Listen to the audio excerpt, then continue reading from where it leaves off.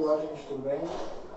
Meu nome é Bruno e minha palestra de hoje é fazer usuários felizes. Na verdade, não exatamente, né? Por quê?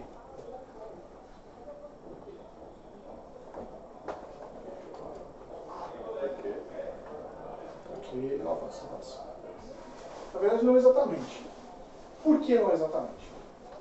Quando a gente fala de usuário, o que acontece é, tecnologia é uma coisa muito nova, usuários são entidades muito novas, e, sendo assim, a gente não tem muita informação para ser conclusivo sobre o que faz os usuários felizes. E essa é uma das dificuldades que a gente tem na hora de apontar e tomar decisões enquanto a gente trabalha nos projetos.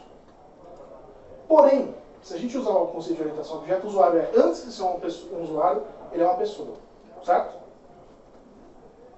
Sendo assim, a gente tem mais de 2.500 anos de estudo sobre o que faz as pessoas felizes. Desde Sócrates, desde Platão, passando por uma porção de caras aí bons em filosofia, em psicologia, em vários cenários de humanas, para tentar entender o que faz a gente feliz. Mais do que isso, quando a gente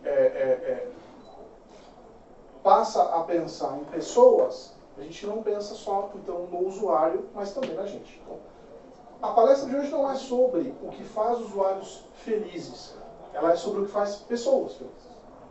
Ok? Mas eu vou tentar traçar um paralelo com aquilo que funciona para software. Afinal de contas, a gente veio para um evento de software. Então, é importante que os conceitos que a gente vai ver aqui sejam aplicados para software. Tudo bem?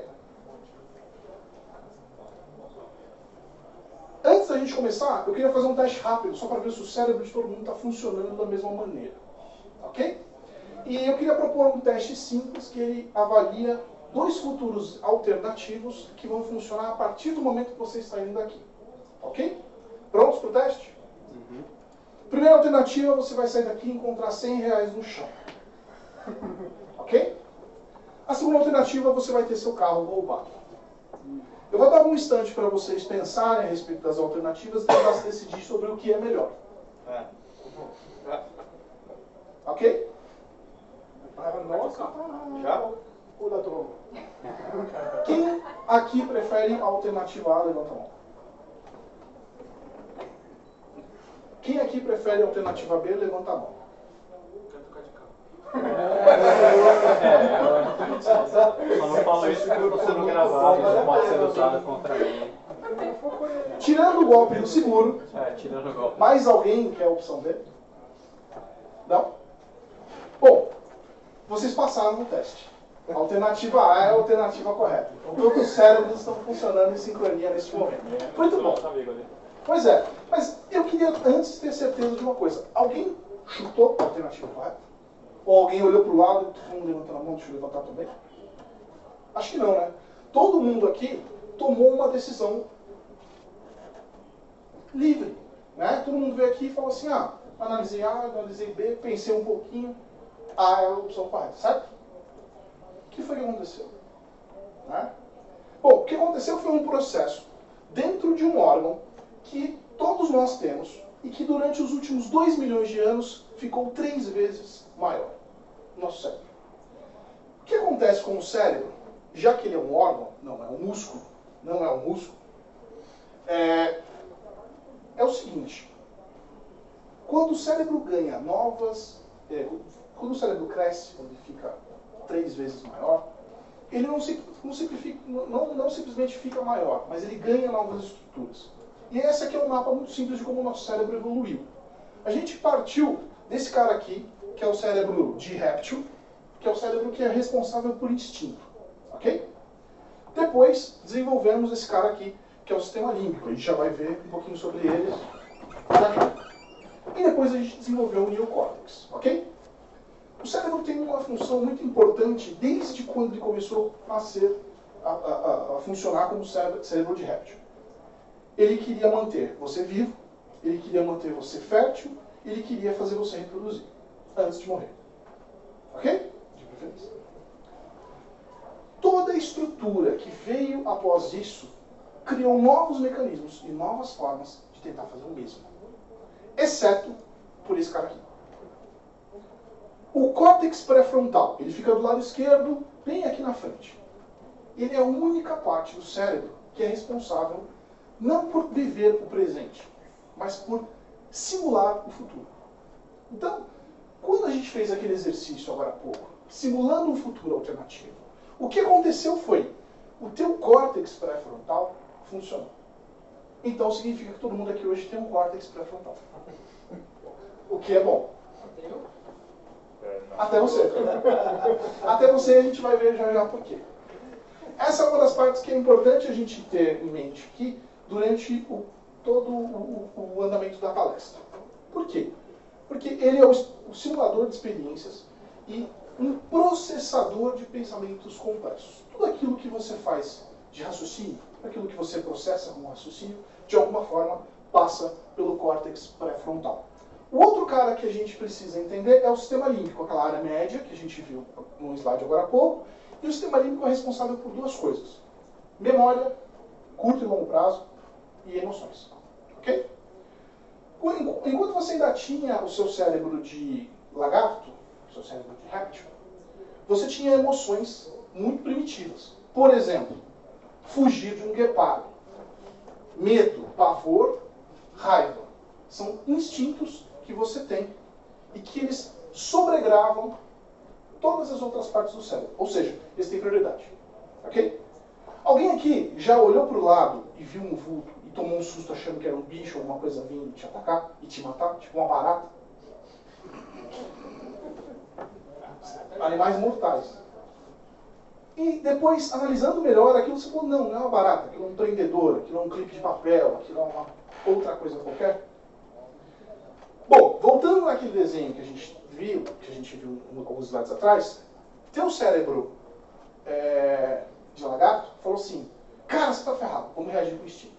E aí o que acontece? O coração acelera, você reage por reflexo, você reage por instinto. Alguns instantes depois, o neocórtex, que é uma região maior, fala assim, peraí, calma, antes de você correr, deixa eu entender o que está acontecendo aqui. E aí, quando ele percebe que não é uma cobra, mas é um pedaço de mangueira, ou um pedaço de pau, ele fala, ah, beleza, tranquilo. Tudo bem? Legal. No meio do neocórtex, que fica lá fora, e do cérebro de lagarto que a gente tem aqui, tem o sistema límbico. Vou perguntar, porque é um evento de software, como é que o computador conversa, como é que o processador conversa com uma placa-mãe, como é que ele conversa com a memória, como é que ele conversa com um driver, com um periférico qualquer? Barramento, mas o que funciona nesse barramento? Ele fala inglês, japonês, alemão? Não, ele fala binário, certo? Ok. Nosso cérebro, o neocórtex e o pré-frontal córtex, o PFC, o córtex pré-frontal que a gente viu no slide anterior, também precisa comunicar ao resto do cérebro sobre a lógica, o pensamento racional que ele executa. E como é que ele faz isso? Através de emoção. Tudo bem? Então, o binário do nosso cérebro é emoção. O cérebro de lagarto dispara o medo para o sistema límbico e fala, cara, corre porque o bicho pegou. O córtex também faz isso. E funciona mais ou menos assim. A gente tem aqui o córtex pré-frontal, que é o simulador, e o sistema límbico, e o nosso barramento lógico-emocional. O córtex pré-frontal pega a situação lá, achar R$100 no chão, manda para o sistema límbico, ou pede para o sistema límbico, qual é a emoção associada ao cenário de achar R$100. Então ele simula a situação de R$100. Fala assim, olha, imagina uma situação onde você está achando R$100. Sistema límbico, o que isso te traz? O sistema límbico responde, felicidade. Ok. Aí em seguida ele faz o quê? Ele simula você ter o carro roubado. Manda para o sistema límbico fala, isso é ruim. Ele volta e manda para esse órbito frontal córtex, que é uma partezinha do córtex pré-frontal e é responsável por fazer um grande if. Ele compara as duas coisas e, com base nessas duas coisas, toma uma decisão. Ok? No caso, encontrar R$100 no chão é a alternativa mais correta. É a que traz mais felicidade, é aquela que a gente vai se decidir. Isso faz a gente feliz. Certo? Vamos trabalhar uma hipótese um pouquinho mais elaborada para testar nosso córtex. Você foi chamado para resolver um problema de software num cliente onde você trabalhou um tempo atrás. Chegando lá, você percebe que o problema é no sistema de arquivos que corrompeu. Tá? Não vamos pensar muito em que tipo de software que é. Imagina que tem um diretório de rede em algum lugar que esse sistema utiliza e os arquivos lá estão corrompidos. Tudo bem? Como sempre, não tem backup. Você tem uma ferramenta de recuperação que você pode utilizar, mas essa ferramenta de recuperação vai ser incapaz de recuperar os arquivos. Por quê? O diretório lotou e não tem mais espaço para você fazer nada ali. Então você não vai conseguir recuperar nada, a não ser que você perca algo, perca a parte do tempo. Tudo bem? O diretório de rede é composto por milhares de arquivos pequenos e alguns arquivos gigantes. Se você já rodou qualquer ferramenta de análise no seu disco rígido, você sabe que a coisa é mais ou menos assim. Você tem alguns diretórios ou alguns arquivos muito grandes, milhares de arquivos pequenos. Certo? Bom, esses arquivos têm donos. E, assim como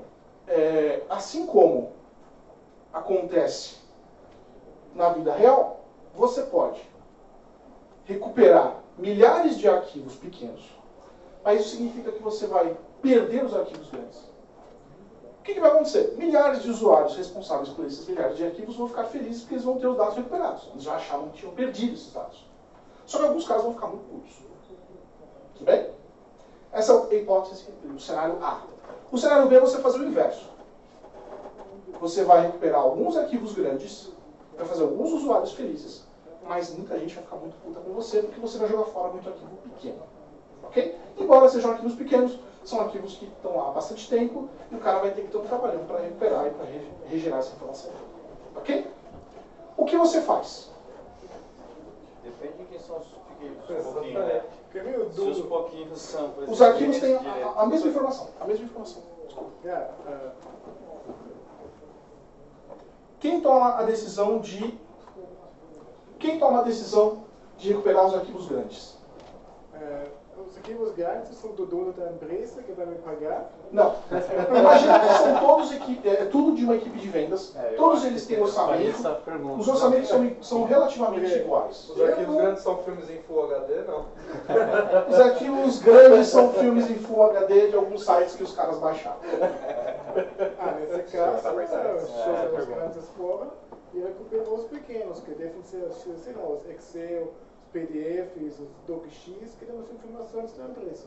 Ok. Quando o grande é um filme que o cara baixou ilegalmente lá nos Estados Unidos, sinto muito. Ok. Então você vai pelos pequenos. Alguém aqui vai pelos grandes? Se não for vídeo. Se não for vídeo, você vai pelos grandes. Dependendo O Tobias diz que ele vai pelos pequenos porque ele vai recuperar mais arquivos, é isso? Por que na metade de cada? Os arquivos têm mais chance de ser Parte grande. Esse é o usuário feliz também. Você vai deixar mais usuários felizes. É um ponto legal. Mas Qual é o deixar seu mais contraponto gente feliz para depende salvar os da arquivos? relevância desse Eu não vou usuário. olhar para o Hã? número das Depende pessoas, da eu vou olhar relevância. para o valor que esses arquivos pequenos têm para os usuários. Se os grandes são vídeos que é menos trabalhoso de recuperar ou refazer, eu vou chegar a dizer, olha, os grandes são perdidos. Porque refazer todos os pequenos, depois de, sei lá, demorar 6 meses, o outra empresa vai falecer. Os grandes podem ser que estudam dizer, olha, vai demorar 2 semanas, 3 semanas, mas eu vou conseguir. Tá. Você vai recuperar mais arquivos para mais pessoas, mesmo que você tenha que perder alguns. Você vai perder alguns. De qualquer jeito você vai perder alguma coisa, certo? Né? Mas eu não vou olhar, na verdade, para o número das pessoas. Se você vai me dizer que os grandes, na verdade, tinham um filme que eles fizeram, que demorou 2 anos para fazer, e os pequenos são, sei lá, essas notas fiscais eletrônicas que eles podem recuperar facilmente. Considerando que todos eles têm a mesma criticidade, vai. A dificuldade de gerar os dois é a mesma, a raridade da informação é a mesma, só o tamanho que muda mesmo. Ele é do grande? A informação que está ali dentro seja mais relevante do que a... Não, é a mesma relevância. Nesse caso, eu vou pegar os pequenos. Os pequenos. Essa é bem mais pessoas felizes. Ok. Então, o que acontece? Você vai nos pequenos porque você vai fazer mais pessoas felizes. Os arquivos são iguais. Ok? A relevância deles é igual. Tá bom. Alguém vai no grande? Qual é o teu ponto para ir no grande? porque ele é grande por algum motivo. Então, se são a mesma quantidade de arquivos, é mais fácil que todos que tenham um arquivo pequeno refaçam os arquivos pequenos, porque eles são, teoricamente, vamos dizer assim, mais simples, são menores, do que um cara ter que fazer um enorme. Ok. Mas se eles têm a mesma relevância, você tem que pegar os pequenos e mandar embora o cara que tem o arquivo grande, né? Tipo aquele negócio gigantesco que tem a mesma relevância. Manda embora os caras que fizeram os grandes, Mas a relevância não é igual à complexidade. Não. Ele é maior por algum motivo. Sim. Então, não que ele não seja mais relevante que o outro, mas ele pode ser mais complexo. É mais trabalhoso para refazer. Mas O impacto é maior. se você espera os arquivos grandes, são muito mais homens-horas das milhares de pessoas com arquivos pequenos. Mas é um para cada arquivo. Diferente de se o cara for demorar um mês para fazer um arquivo grande. Sim, mas é um recurso durante um mês e não... Não, digo o seguinte, assim, se são arquivos pequenos, provavelmente vai demorar um mês. Vamos supor que demore 1 hora para o cara resolver. É 1 hora de cada um, beleza. Só que se o cara tiver que passar um mês para recuperar um grande, é um cara parado no mês. Em vez de milhares de pessoas paradas por 1 hora, por exemplo. Não, mas aí depende da quantidade de usuários com arquivos pequenos. Gente, é só uma hipótese, tá? Não estou pedindo ajuda. É melhor recuperar os arquivos pequenos porque tem mais chance de ter um psicopata no meio e ele... Pode ser. Agora eu queria propor uma versão um pouquinho diferente desse mesmo exercício. Dessa vez, a gente tem aquele mesmo disco e ele está quase enchendo. Você foi chamado porque eles têm um problema. O disco vai encher e vai corromper. Para comprar um novo disco, os caras estão ainda na 3LF, então é tudo muito complicado para fazer compra e muito burocrático. Inclusive o upgrade está sendo negociado. Então não dá tempo do disco novo chegar antes desse encher. Ok?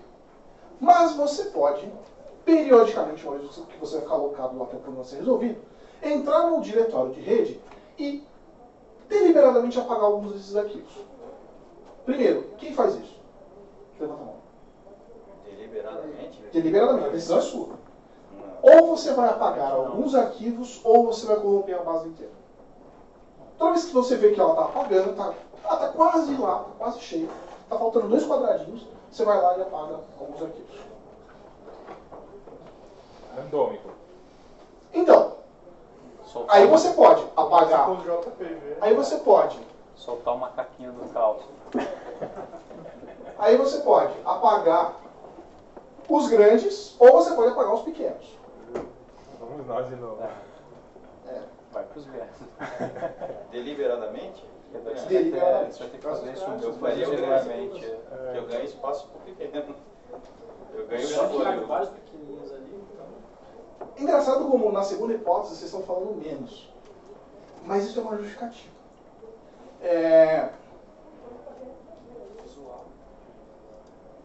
Nós fomos todos desenhados para ajudar as pessoas. A gente se sente bem com os outros. Fato. Certo? É um dos instintos de sobrevivência que a gente desenvolveu ao longo dos anos, ao longo dos séculos, ao longo dos milhões de anos, que foi, em grupo, a gente sobrevive mais fácil do que sozinho. Sendo assim, ajudar os outros significa ajudar a mim mesmo de alguma forma.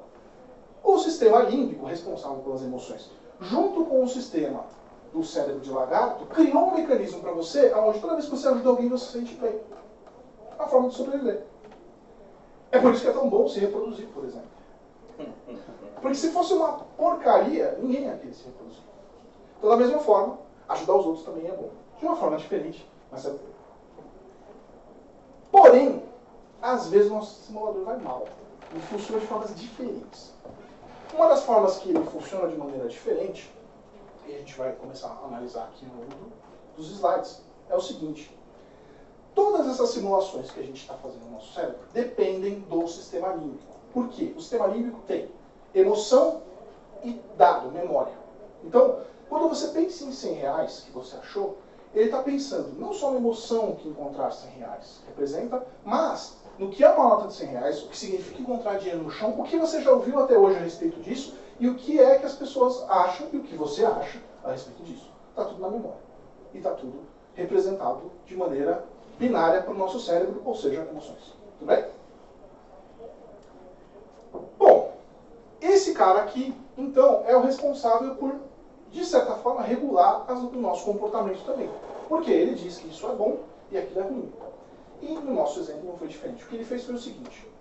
Na primeira parte, no primeiro exemplo, a gente tinha como foco o resultado. Foi fácil decidir se você apaga os arquivos pequenos ou grandes, porque você tem, no fundo, uma decisão de que eu vou ajudar mais gente, ou eu vou ajudar algumas pessoas de uma maneira maior. Na segunda situação, você não está ajudando as pessoas, você está prejudicando. Você está apagando arquivo que, de outra forma, se você não fosse lá e apagasse, não funcionaria. Ele continuaria lá e a pessoa não seria danificada. Nas duas situações, o seu córtex funciona de maneira diferente na hora de gerar simulação. Na primeira, os meios, apagar os arquivos, justificam os fins. Ninguém questionou isso, né? Ninguém pensou, pô, mas desprezar esses arquivos, pô, não tem outro jeito. Né? Já na segunda forma, no segundo exemplo, a gente pensou, peraí, mas apagar esses arquivos, aleatoriamente, randomicamente, né? A maior dificuldade, na verdade, para a gente é entender que a gente vai ter que entrar lá e apagar esses arquivos. Okay? Vou dar um outro exemplo rapidinho, só para vocês entenderem o que eu estou falando. Você trabalha num posto de saúde, ou num pronto-socorro, você é enfermeiro, ou médico, paramédico, etc. Chegam 5 pessoas que acabaram de se envolver num acidente de carro e elas precisam de ajuda. Uma delas está extremamente grave e as outras 4 estão razoavelmente feridas. Mas, o que acontece? Você pode ajudar aquelas 4 pessoas e deixar aquela uma morrer, porque não vai dar tempo.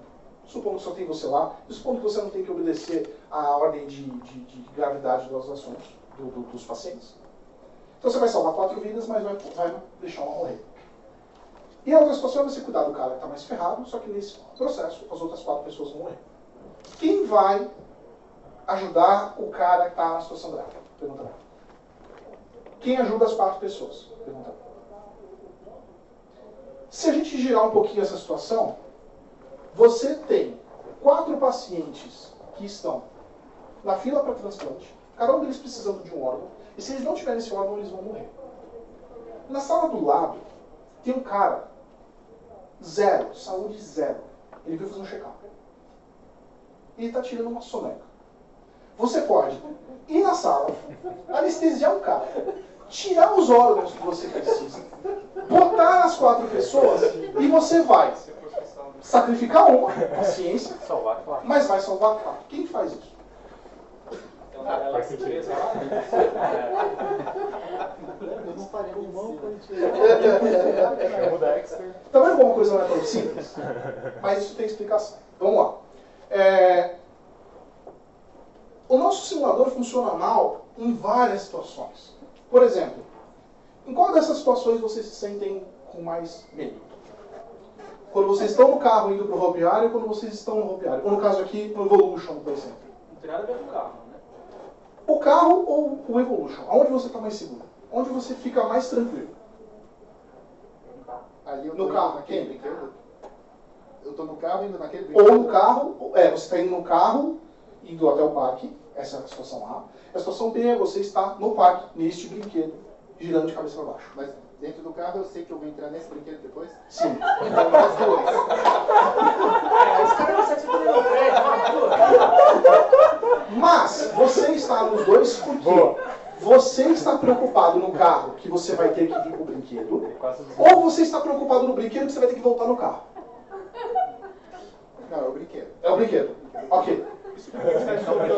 Porém, o que mata mais por ano estatisticamente é o carro e não o brinquedo. Por que a gente tem tanto medo do brinquedo e parece que a morte é iminente nesse brinquedo? E o carro parece ser um negócio tão tranquilo. Bom, quando acontece qualquer problema com esse brinquedo, milhões e milhões de reportagens e revistas e jornal vai lá e fica em cima desse assunto um tempão, porque uma pessoa caiu. Eu acho, no carro você se sente mais seguro porque você está dirigindo o carro, você tem o controle sobre o carro. No outro, sei lá que cachaceiro que está... Ok. Vamos lá. Depois você está olhando para o cara lá no torre de controle, um cara de 98 anos. Nesse cenário. 98. Vamos lá. Nesse cenário. Você é o cara que, quando está no controle do seu veículo, você confia no que você está fazendo. Por exemplo, quando você está indo para um desses brinquedos lá abertos, que estão construindo, nesses shoppings, cara, você está olhando lá fora, será que está sendo seguro? Mesmo um brinquedo lá no Orlando, no Disneyland, você já está sendo bem mais seguro porque você está pensando, pô, lá tem mais controle, lá tem mais segurança, mais vistoria, mais, sei lá, que eu paguei bem mais caro. Mas ainda assim, quando você está lá no topo da montanha-russa, mesmo na Disney, cara, é o cérebro de lagarto gritando horrores. Não é? Você falou assim, quando eu estou no carro eu estou tranquilo porque eu estou guiando, certo? Certo. Quem é que dirige? Quem é que acha que dirige acima da média? Que acha que assim, os outros são todos os idiotas e eu dirijo acima da média. Mas isso é sempre o caso. O idiota fica na frente de você, mas infelizmente você é na frente do outro cara. Você é o idiota, né? Esse é o objetivo. Mas tem o lance também de que a gente está bem mais acostumado a andar de carro do que no Evolution. Se eu andasse todo dia no Evolution, eu ficaria com mais medo do carro. Eu me sinto um cara com medo no Evolution. Pois é. O Evolution, ele tem um estigma de que ele é o assassino de criança. O carro é tranquilo, por quê? Você olha a reportagem pós-feriado, você fala assim, uma criança foi jogada do Evolution e caiu no Rio Tietê. Ok, normal, né? Não, você fica desesperado, você fala que isso, é um absurdo, é uma criança, etc. Mas 14 crianças morreram em acidentes de carro e tudo bem. E ainda foi menor que o ano passado. Exatamente. Exatamente. 14 morreram, mas foi menos que o ano passado, então tá beleza. Voltando, o nosso cérebro toma a decisão usando o córtex pré-frontal, com base nas informações que estão no sistema límbico. E as informações do sistema límbico são baseadas em experiências que a gente já teve e emoções que a gente já teve, ok? Sendo assim, quando as nossas informações não são conclusivas no sistema límbico, a gente toma algumas decisões erradas.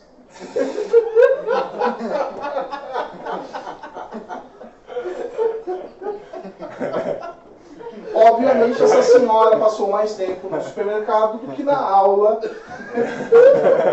sobre o sistema solar. De novo, por quê? Por que isso acontece? Cara, de onde você tirou essa foto? Vou voltar, só pra tirar a foto.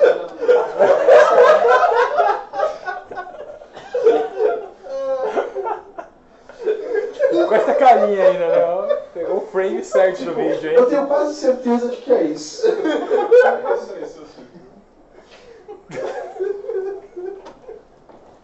Bom, sabe o que é a parte feia disso?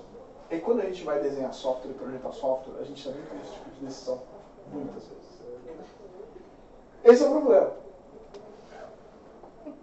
Mas por que a gente, né? Vamos pensar um pouquinho em projeto de software. A gente tem aquelas decisões de levantamento, e você vai escrever a especificação ali com todo mundo. E você sai com aquela sensação firme de que, cara, dessa vez você... Né? Todos os projetos que eu fiz até hoje foram um fracasso. Esse aqui vai dar certo. Porque esse aqui eu levantei direito, nesse aqui a especificação está redondinha, cara, não tem como errar. 3 meses depois tem uma reunião discutindo escopo. E normalmente nessa reunião que você entende o que o cara queria no começo. A gente pode até falar que ele é louco, que ele está inventando tudo agora. Em alguns casos é verdade, em outros não. Assumindo para o bem das nossas carreiras, na maioria das vezes não, que a gente cometeu a besteira, por que é tão difícil entender lá atrás o que é que o usuário quer? Isso tem um pouquinho a ver com a nossa história. Em algum momento, a gente tomou a pílula vermelha. O que é a pílula vermelha? Vamos lembrar de Matrix? O que acontece com o Neo? Ele vai lá, toma a pílula vermelha, e essa pílula vermelha coloca ele para fora da Matrix. E de repente ele, oh meu Deus, o que está acontecendo? O que é isso? Não, né? Ele vai usar os olhos e fala, meus olhos estão lá dentro. Você está usando eles. Bom, o Neo aprende um monte de coisa que ele não sabia sobre a Matrix. Ele não sabia nem que ele estava na Matrix. E aí depois ele pode voltar para a Matrix, não pode? Mas quando ele volta para a Matrix, ele não é mais o mesmo. Pois é. Tudo aquilo que você aprende, inclusive esse conteúdo, não pode ser desaprendido. Uma vez que você mexe no teu sistema límbico e coloca essa informação lá, é muito difícil tirar. E o que acaba acontecendo uma vez que o Neo toma a pílula vermelha, uma vez que a gente decide aprender a programar, aprender a fazer os computadores funcionarem, aprender a trabalhar com suporte, quando a gente decide para a área de TI, a gente já não é mais usuário. E assim sendo, a gente não pode mais pensar como usuário. Qualquer tentativa de simulação que a gente fizer não vai funcionar. Certo? Eu, por exemplo, quando comecei a mexer com TI, eu queria ser um hacker. Eu queria ser um hacker. Né? E fui lá, aprendi Linux, aprendi um monte de coisa. E junto com isso, eu aprendi que o computador não precisa ter um C2 pontos. O C2 pontos é um conceito inventado pela Microsoft. O mouse não precisa ter 2 botões. Na verdade, o prompt de comando não precisa ser só dir e esse monte de coisa que você vê na televisão quando aparece no cinema. O que aconteceu comigo foi, eu entendi certas coisas que o Windows sempre me colocou como verdade, que não eram mais verdade, e daí pra frente, eu nunca mais acreditei no que o Windows me mostrou. Eu não fui mais um mesmo. Eu não tinha como ser mais um mesmo. Vocês conseguem se lembrar de como foi que vocês começaram a trabalhar com TI? Por que vocês começaram a trabalhar com TI? Tem muito a ver com ajudar os outros, tem muito a ver com criar uma coisa diferente, tem muito a ver com gostar de tecnologia, certo? Revisa 12 meses de projeto. Quantas vezes você esteve numa reunião de discussão de escopo? O usuário queria uma coisa, o que estava no papel ou no teste era outra. Alguém viveu isso nos últimos 12 meses? Pelo menos uma vez? Em quantas dessas vezes a decisão foi, vamos fazer o que foi melhor para o usuário, e em quantas dessas vezes a decisão foi, vamos fazer o que está na documentação? Quem teve mais ocorrências onde a decisão foi baseada na felicidade e no que o usuário estava pedindo naquela hora? 1, 2... Cara, eu sou arquiteto e o desenvolvedor. Eu sempre ganho. Então você se encaixa na situação que vamos no que está mandando aqui na documentação. A gente combinou isso lá atrás, combinado não sai. Eu mando. Ok. Eu sou flexível lá, tá vendo? Ok. Sou flexível às vezes, mas eu sempre ganho. Exatamente. A casa sempre ganha, né? Bom, esse é o primeiro ponto para fazer os usuários felizes. Cara, a gente viu um pouquinho disso em Design Thinking hoje no começo do dia. Não assuma nada, teste tudo, veja o que funciona. Quantas vezes você começou um projeto e tentou, tentou testar tudo aquilo que você colocou na especificação? Não dá, né? O que a gente faz é, a gente assume muita coisa como verdade. O cara está falando que o arquivo sempre vai vir nesse formato, né? Sempre vem. O cara está falando que o servidor nunca vai estar fora do ar. O cara fala que, é só mais uma coluninha. Foi só mais um if aí. Pois é só mais um if. Cara, nunca assuma nada, teste tudo, veja o que funciona. Esse é o primeiro ponto. O segundo ponto. Nem sempre os nossos simuladores funcionam bem. Então, quando você estiver fazendo definição, levantamento, arquitetura, seja o que for, cara, presta um pouquinho de atenção no teu simulador e veja se você não está decidindo por Via Láctea ao invés, né? É uma marca de farinha e não uma galáxia. Mas isso também, esse pensamento, só funciona quando você está assumindo que o usuário tem o mesmo objetivo como você. Que o negócio funciona. Uhum. Mas às vezes o funcionário quer simplesmente dar alguém para dar culpa. Eu fiz o meu parecer, a aplicação não funciona. Também tem muitas vezes. E ter um usuário assim feliz significa que você vai falhar. Porque o objetivo dele é dar culpa para alguém. Vamos lá. O que a gente veio com esses dois exemplos, o que a gente veio trazer com esses dois exemplos, foi um conceito de utilitarismo. É o tal do 80-20. Ok? Então, eu vou fazer no meu levantamento o que atende 80% dos usuários, ou 80% dos cenários, ou 80% das situações, deixar 20% por fora. Tá tranquilo. Aquele cara que é o mais encrenqueiro, que é o cara que normalmente quer transferir a culpa para alguém, você coloca nesses 20% fácil, principalmente porque você sempre vence. Certo? Mas, assim como o ótimo inimigo do bom, o 80-20, muitas outras coisas que a gente tem como conceito que a gente aplica nos nossos projetos, todos esses conceitos, o maior bem para o maior número de pessoas, no caso dos documentos, por exemplo, o maior número de usuários felizes, mesmo que alguns fiquem muito felizes, tudo isso é baseado num conceito de utilitarismo. O utilitarismo é uma ideia filosófica que começou com Sócrates, e veio durante muito tempo, até a Idade Média, mais ou menos. Ela justificou também algumas outras coisas, como, por exemplo, que todas as pessoas nascem para alguma função, então usuário é usuário, TI é TI, e assim por diante. Também justificou algumas coisas como monarquia. Se algumas pessoas nasceram para ser certas coisas e outras, então a família real nasceu para ser rei, para governar. Então você que é plebeu não pode governar. Isso mudou no Iluminismo e esse cara, John Locke, começou com uma outra linha de raciocínio que era o liberalismo. E ele acreditava numa outra coisa diferente, que é direitos individuais. Ou seja, cada ser humano tem direitos individuais. Nenhum ser humano é diferente de outro ser humano. Com isso, a gente começou a revolução das independências nas colônias, começou com o fim da monarquia em muitos países, que é a implementação de sistemas democráticos, e a abolição da escravatura, afinal de contas, todo mundo é igual. Ok? Bom, John Locke acredita que existem alguns direitos inalienáveis. Então, assim, aquele usuário quer certas coisas, não porque ele quer ser feliz, não porque ele quer o melhor para o sistema, mas porque ele quer colocar a culpa em alguém. Ok? Muito bem. Aquele usuário, se você olhar pelo conceito do John Locke, ele tem direito a ter isso. Certo? Mas como é que você faz um sistema funcionar aonde você tem que ouvir todo mundo? Certo? Vamos lá. Direitos inalienáveis, o que eles são? Todo ser humano tem direito inalienável, hoje em dia, no Brasil e em muitas repúblicas democráticas, a vida, a liberdade e propriedade.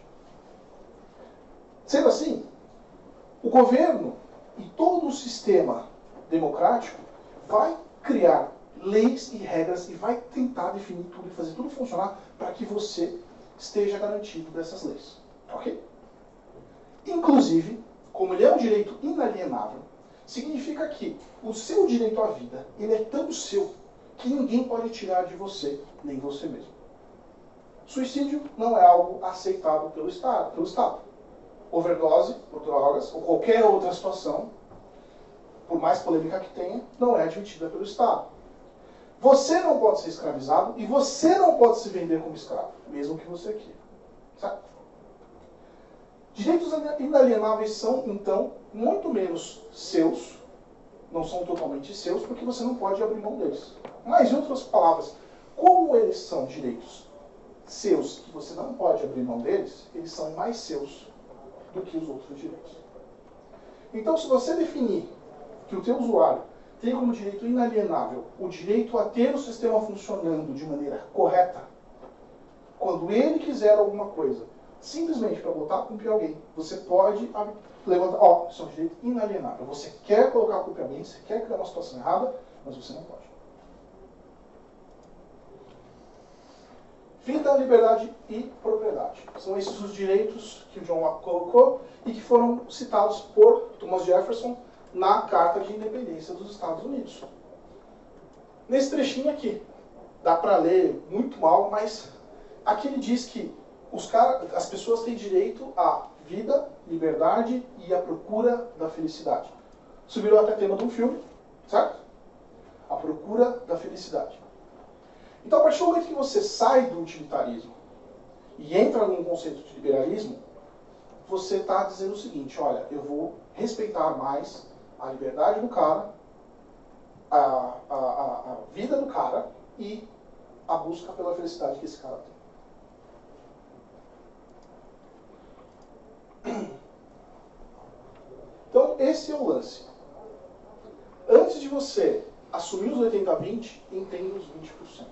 Não estou dizendo que você tem que seguir a risco que esses 20% querem, mas a gente tem a tendência, pelos nossos simuladores funcionarem mal, a dizer assim: ah, isso aqui atende a maior parte dos cenários? Atende. Ótimo. Dane-se o restante. Não é verdade? Quantas vezes você pode falar? 2 vezes no ano, cara. Faz nada. E de fato, muitas vezes isso funciona como algo bom, mas em alguns casos você vai estar criando um problema que você pode perceber mais à frente e corrigir, ou simplesmente deixar o cara viver com aquela situação. Ele não vai ser tão feliz com o sistema dele. Sendo assim, a gente tem essa equação que é uma evolução de toda a filosofia que a gente já viu e é a base da democracia para muitos países hoje em dia. Felicidade é igual a liberdade individual. E liberdade individual é igual a escolha. Ou seja, eu sou mais feliz quando eu sou livre e eu sou mais livre quando eu posso fazer escolhas. Faz sentido? Faz sentido? Muito bem. Vamos falar sobre escolhas. A gente está tão no mundo das escolhas que nem o médico mais escolhe o que você tem ou como você vai resolver seu problema. Ele te dá as alternativas e você tem que escolher, certo? Isso é chamado de autonomia do paciente e pode funcionar bem em alguns casos, mas não é porque funciona bem em alguns casos que funciona em todos os casos. Outra coisa que acontece é que a gente começa a receber propaganda de medicamento. Alguns desses medicamentos que a gente recebe propaganda, eles precisam de prescrição. Por que a pessoa vai colocar uma propaganda de medicamento na Globo? Se precisa de prescrição, a gente não pode simplesmente ir na farmácia comprar. Porque eu vou pedir para o meu médico mudar a minha receita. Sendo assim, a gente tem uma situação onde eu posso estar feliz ou eu posso estar simplesmente tomando uma decisão errada. Uma outra coisa que acontece quando você começa a ter muitas escolhas é você tem uma paralisia ao invés de uma libertação. Então quando você começa a entrar num mundo como a gente tem hoje, onde muitas escolhas o tempo todo, você está dando todas as escolhas para o teu usuário, o cara não vai se sentir mais livre, mais feliz, ele vai se sentir paralisado. Essa companhia de previdência social nos Estados Unidos liberou um estudo deles de 1 milhão de clientes, de 2.000 empresas, e o que eles mostraram era o seguinte: se eles não davam nenhuma opção, só tinham um plano de previdência, as pessoas iam lá e escolhiam aquele plano de previdência. Não era muita gente que escolhia aquele plano, mas algumas escolhiam. Conforme eles iam criando alternativas, planos alternativos, as pessoas escolhiam mais. Só que, olha só, até determinado ponto as pessoas escolhiam mais, a gente tinha um percentual de adesão maior. E a partir de um determinado número de planos, as pessoas começaram a escolher menos. Por quê? O que acaba acontecendo é, escolher um plano de previdência é uma decisão muito difícil. Analisar 50 planos de previdência é algo que toma tempo. Como a gente não tem tempo hoje, a gente posterga para amanhã. E amanhã a gente posterga para amanhã. E depois amanhã, e amanhã nunca vem. Quando você vai ver, você já perdeu o tempo que você tinha para se decidir. Mesmo sabendo que nesse tempo que você está perdendo, você vai ter menos tempo no final para fazer a sua aposentadoria através da previdência privada, você está perdendo dinheiro quando o seu patrão está disposto lá, a sua empresa está disposta a te ajudar nas colaborações de previdência privada. Ou, talvez, a dificuldade de escolher seja justamente porque você sabe que se você escolher errado, você vai perder dinheiro. Outra coisa, muitas opções deixam a gente menos satisfeito com aquilo que a gente tem, com aquilo que a gente escolheu. Vou dar um exemplo. Com tantas opções que a gente tem para escolher, uma delas, dentre aqueles 50 planos de previdência, um deles tem que ser perfeito.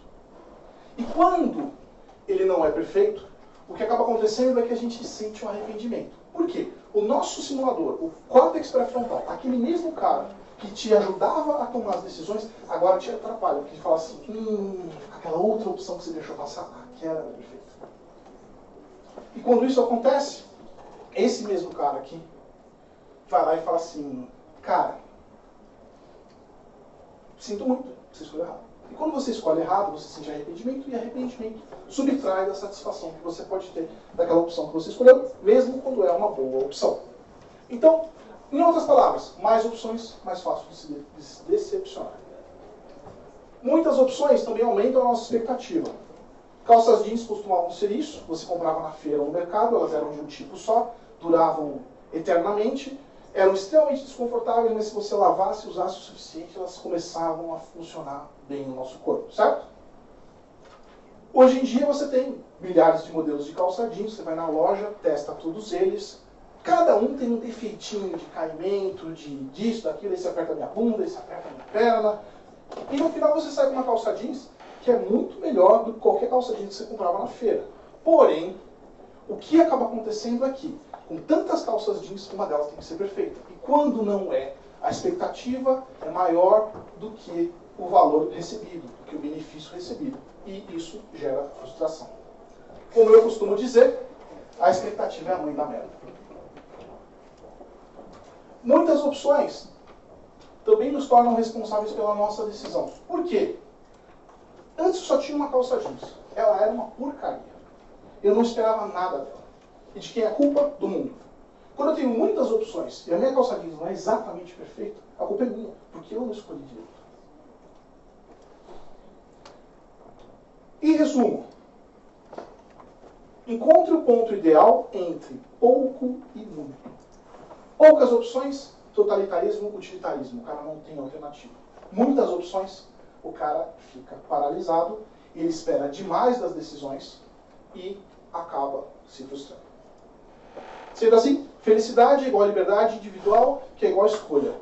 Felicidade não é igual a liberdade, necessariamente, porque se liberdade é escolha, e muitas escolhas te deixam infeliz, logo, isso aqui não é exatamente o que a gente acha que é. Certo? Bom, as escolhas têm um impacto no nosso futuro. E a gente tem uma tendência a achar que esses impactos são maiores do que realmente são. Comprar um carro novo é algo bom, algo que a gente se sente feliz, mas não é algo duradouro. Levar o pé na bunda também não, na maioria das vezes. Mas a gente mesmo assim acha que é. E a gente acha que tem que ter a liberdade para poder decidir se é isso que a gente quer ou não.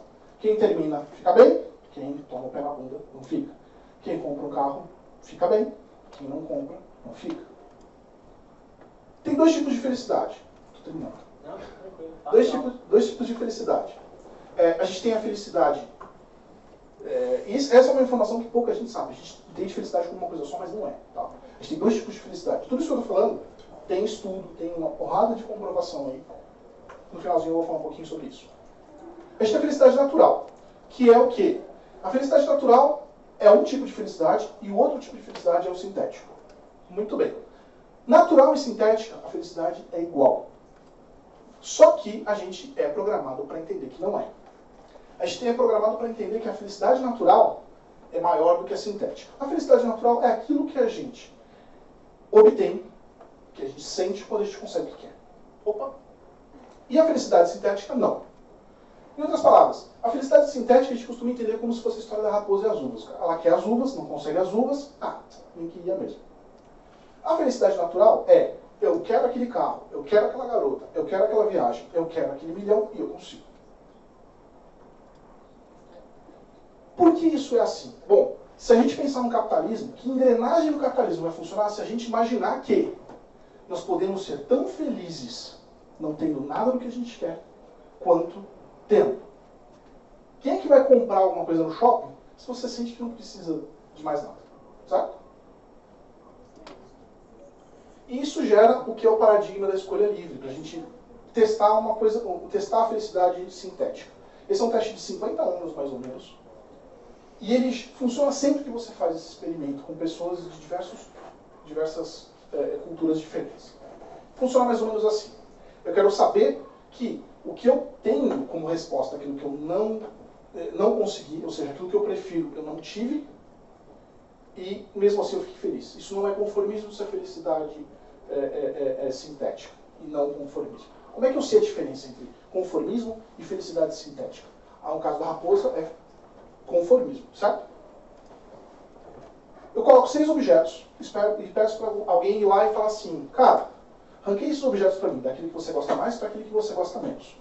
Pode ser iPod, pode ser smartphone, pode ser computador, pode ser roupa, pode ser qualquer coisa. Depois você fala assim, legal, agora que você escolheu, eu tenho no estoque sobrando algumas peças e acontece que no seu caso é a 3 e a 4. Em todos os casos é a 3 e a 4, tá? As pessoas podem escolher entre uma dessas opções para levar para casa.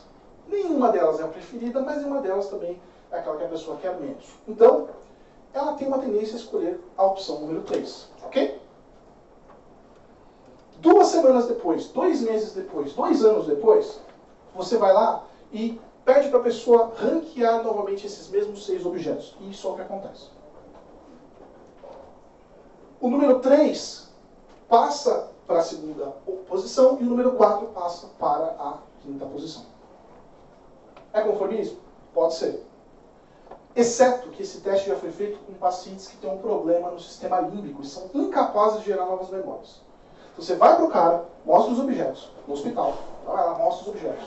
Aponta para ele, olha, qual desses objetos aqui que você prefere, ele faz o ranking, você mostra para ele os que você tem, ele escolhe um, você leva todos embora.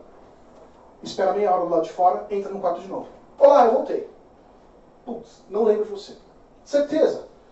Dá uma olhadinha nesses objetos aqui. Qual deles é seu? Não sei. Tudo bem, não tem problema, cara. Esquece. O que eu quero que você faça agora é ordena para mim de 1 para 6 daquele que você gosta mais para aquele que você gosta menos. O resultado é igual. Por que isso funciona?